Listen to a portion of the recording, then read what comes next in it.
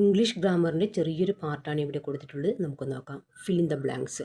She dash to market. ബ്രാക്കറ്റിൽ goes. Go പോകുന്നു, goes പോകുന്നു. രണ്ടും V1 ആണ്. V1 എന്നാൽ പ്രസൻറ്റ് ടെൻസ്. പ്രസൻറ്റ് ടെൻസ് ഇപ്പോൾ നടക്കുന്ന കാര്യങ്ങളെ സൂചിപ്പിക്കുന്നു. എങ്ങനെ ആൻസർ കണ്ടുപിടിക്കും? നമുക്ക് സബ്ജക്റ്റ് നോക്കാം. സബ്ജക്റ്റ് ഷീ സിംഗുലർ അല്ലേ? അപ്പോൾ സിംഗുലറിൻ്റെ കൂടെ, സിംഗുലറാണ് സബ്ജക്റ്റ് എങ്കിൽ വേർബിൻ്റെ കൂടെ ഒരു എസ് ഓർ ES ഉണ്ടായിരിക്കും.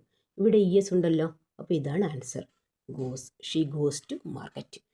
Next, they dash yesterday. Went, gone. Went പോയി, V2 ആണ്. ഗോൺ പോയിട്ടുണ്ട്, V3 ആണ്. നമുക്കിത് നോക്കാം. യെസ്റ്റർഡേ ഇന്നലെയല്ലേ, അത് കഴിഞ്ഞ കാര്യമല്ലേ, അപ്പോൾ പാസ്റ്റാണ്. ഇതൊരു സിമ്പിൾ പാസ്റ്റാണ്. സിമ്പിൾ പാസ്റ്റ് എന്ന് പറയുമ്പോൾ വെൻ്റാണല്ലോ യൂസ് ചെയ്യേണ്ടത്. They went yesterday. Next, he was born dash 2 October. ബ്രാക്കറ്റിൽ on, in.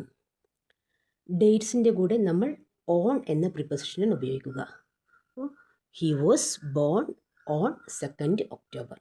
Next, they have dash till night. Work, worked. Work V1 ആണ്. വർക്ക്ഡ് V2 ആണ്. V3യും വർക്ക്ഡ് തന്നെയാണ്. നമുക്ക് ഇതെങ്ങനെ വരുന്നത് നോക്കാം. ഇവിടെ ഹാവ് ഉണ്ടല്ലോ. ഹാവ് ഉണ്ട് എങ്കിൽ ഹാവിൻ്റെ കൂടെ, ഹാസിൻ്റെ കൂടെ, ഹാഡിൻ്റെ കൂടെയൊക്കെ വേർബിൻ്റെ V3 ഫോം വേണം. അപ്പോൾ ഇവിടെ V3 ഫോം ഉണ്ടല്ലോ. ഇതാണ് വർക്ക്ഡ്. ഇതാണ് ആൻസർ വരിക. They have worked till night. Okay, thank you.